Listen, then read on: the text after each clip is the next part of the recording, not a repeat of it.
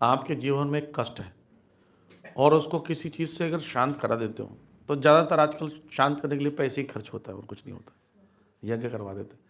और ऐसे होता है तो सारे पापी लोग सब यज्ञ करके, चींटी को खिलाकर, गाय को खिलाकर सारे पाप नष्ट कर दो, फिर पाप करो, क्या दिक्कत है?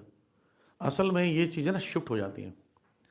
कर्म को, आपके पाप कर्मों को नष्ट किया जा सकता है सिर्फ भक्ति के द्वारा।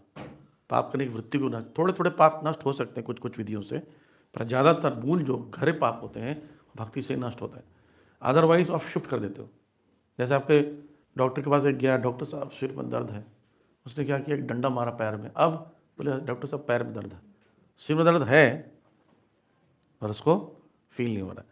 तो ना आपका प्रॉब्लम चेंज हो जाएगा। जैसे मान लीजिए किसी घर में संतान नहीं हो रही है, वो जाकर मांगता है कि मुझे संतान मिल रहा है, मैं तुम्हारे इसमें लिखा नहीं है, तुम पाप नहीं किया, यज्ञ कर लो, यज्ञ के संतान हो गई। और संतान हो तो गई है, पर संतान नहीं होने का जो दुख है ना, उतना ही दुख संतान वो करवाएगा।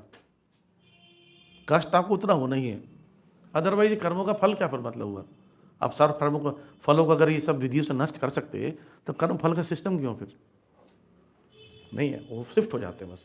कई बार पोस्टपोन हो जाते हैं 2-4 महीने के लिए, 2 साल के लिए, नेक्स्ट बर्थ के लिए, नष्ट नहीं होते। इसलिए भगवान भी नहीं करते नष्ट जानबूझ के।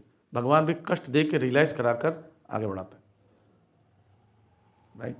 तो हमें ज़्यादातर भक्ति करने में जो लगाना चाहिए, ताकि जो भी कष्ट आए आने दो, और आए और भक्ति से नष्ट हो गया ठीक है, नहीं तो मैं झेल के नष्ट करूँगा, पर मुझे अगला जन्म नहीं चाहिए। ये बुद्धिमानी है, राइट।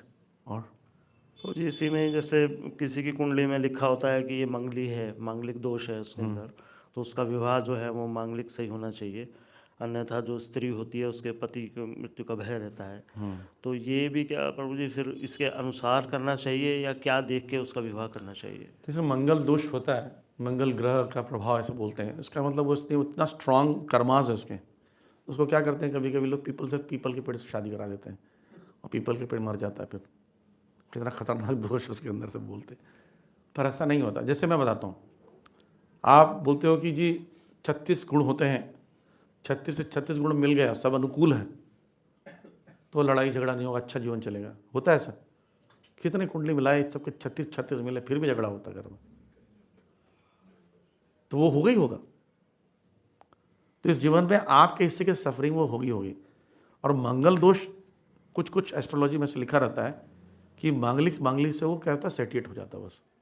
सेटिएट मतलब जैसे मान लीजिए कोई स्ट्रांग व्यक्ति है, तो वो स्ट्रांग को झेल सकता है, सहनशील भी उसे होना चाहिए ना, तो इसलिए उसकी शादी मांगलिक करा देते हैं सहन करने के लिए बस। इसका प्रभाव उस पर नहीं पड़ेगा, अदरवाइज कर्मों का प्रभाव उसको झेलना ही पड़ता।